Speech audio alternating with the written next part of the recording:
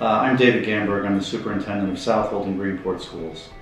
You know, why would I want to go to Maine to see and learn about this place called the Shelter Institute? And the reason is they did something that, as far as I could tell, no one else did. And what intrigued me was that this represented a real-world application of the kinds of things that students learn in class.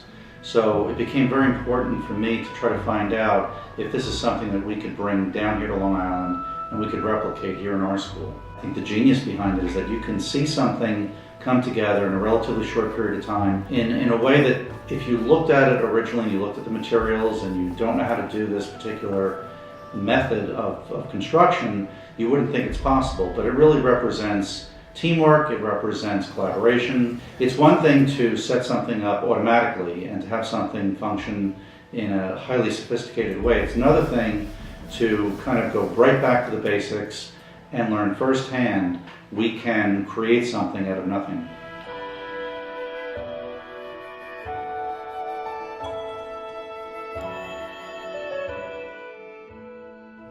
Being a technology teacher, one of the biggest challenges that I have is to introduce students to math, science, and technology. And a lot of times people come to technology and think that they're not going to use math and science or any of the other subjects that they actually have here at school. One of the biggest things to do is introduce students to a practice that can implement each subject that they actually have here at school and apply that to a real-world application. One of the biggest things that I find myself doing is trying to make real-world application come to life, and I try to make connections with what students are doing in and out every single day. One of my biggest questions to students each and every single day is, what did you do yesterday? What did you do last night? What did you do this week? What did you do over the weekend? And I try to pull out what exactly they do in their everyday lives and try to apply it somehow to the lessons that we are actually learning in class. Students today crave the kind of experiences that they don't necessarily see inside of school. School sometimes has an artificial, not real world feeling about it, and what this does is this makes it very real world like.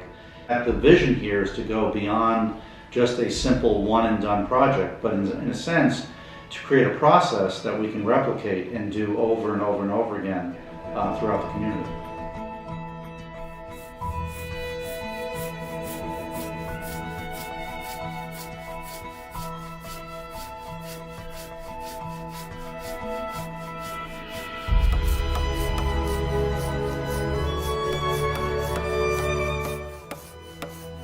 And this becomes something that's much more natural.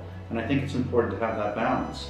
So which direction it goes in, what other projects get created, who comes in and designs things using this methodology and takes it in other directions is to be determined. But I definitely see it as a foundation, as the idea to alter the physical space in and around the school.